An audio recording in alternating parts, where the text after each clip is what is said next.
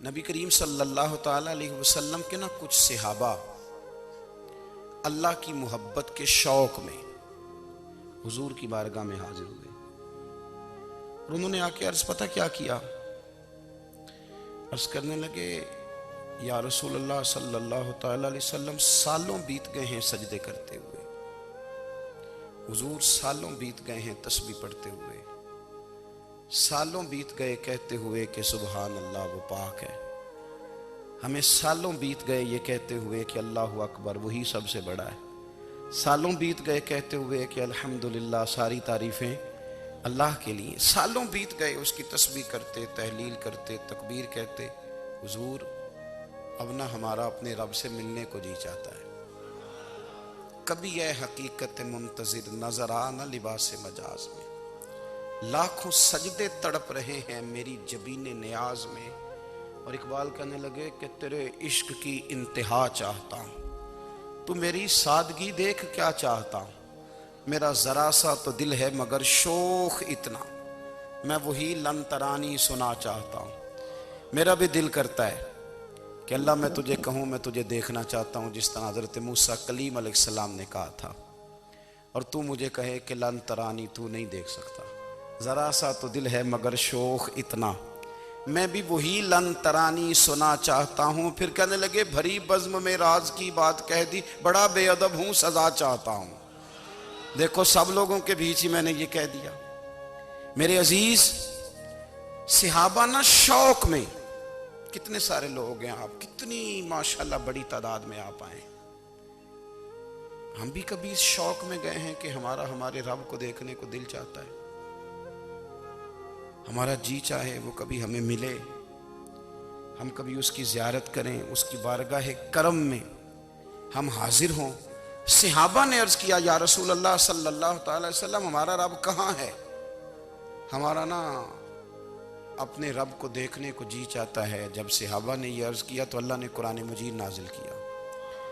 فرمایا وَإِذَا سَأَلَكَ عِبَادِي أَنِّي فَإِنِّي قَرِيبٌ، محبوب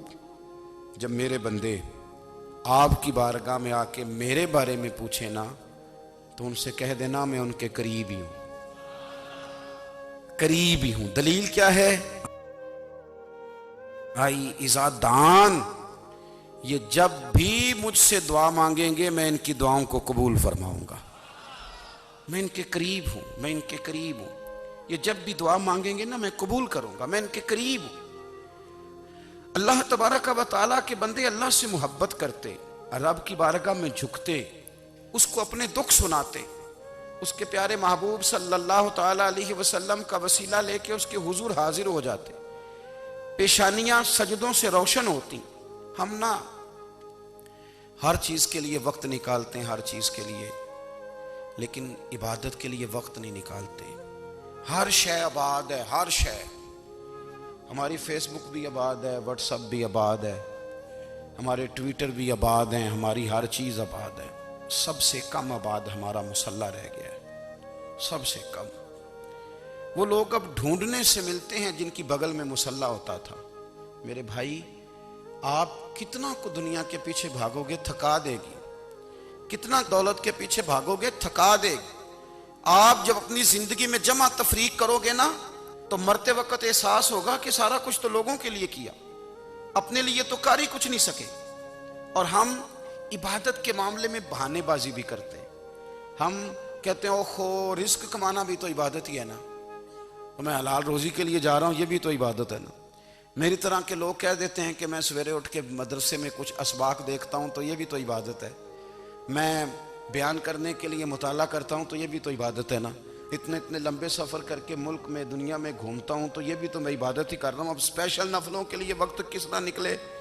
اسپیشل کر کے تسبیح میں کیسے چلاؤں، میں سارا کچھ ہم بہانے بنا لیتے ہیں نا۔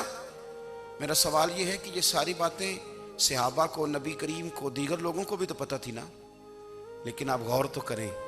23 سال حضور کو وقت ملا، مختصر وقت ظاہراً تبلیغ کرنے کے لیے،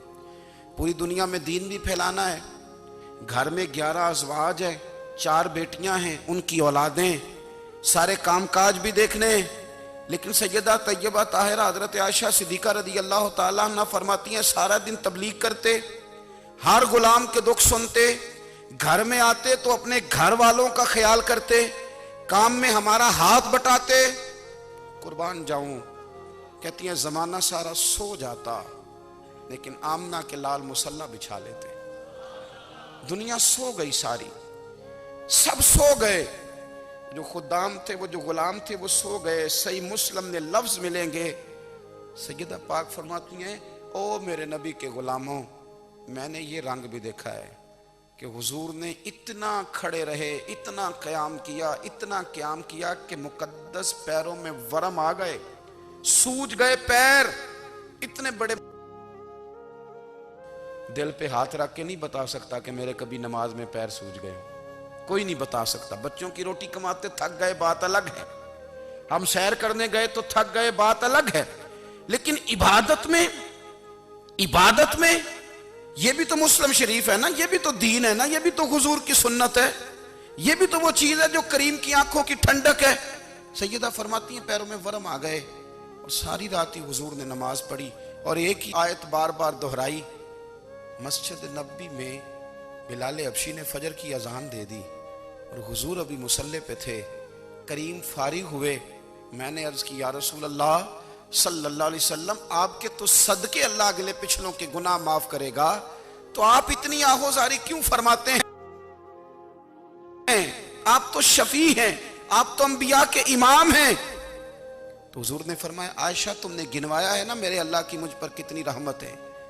افلا اکون عبدا شکورا، فرمایا اگر اس نے اتنی نعمتیں دی ہیں تو کیا میں اس کا شکر گزار بندہ نہ بنوں؟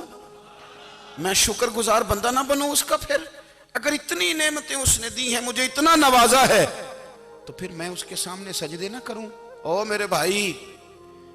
بڑے قابل فخر لوگ ہیں ہم کہ ہم نبی پاک کے غلام ہیں، ہم قابل فخر ہیں کہ نبی کریم کے غلام ہیں۔ کیا کبھی اس غلامی کے شکرانے میں بھی دو نفل پڑھے ہیں کہ یا اللہ تیرا شکر ہے تو نے ہمیں حضور کا غلام بنایا ہے؟ یاد رکھیں کہ اپنی روحانی زندگی کو آباد کریں، استغفار پڑھیں، تسبیحات کریں،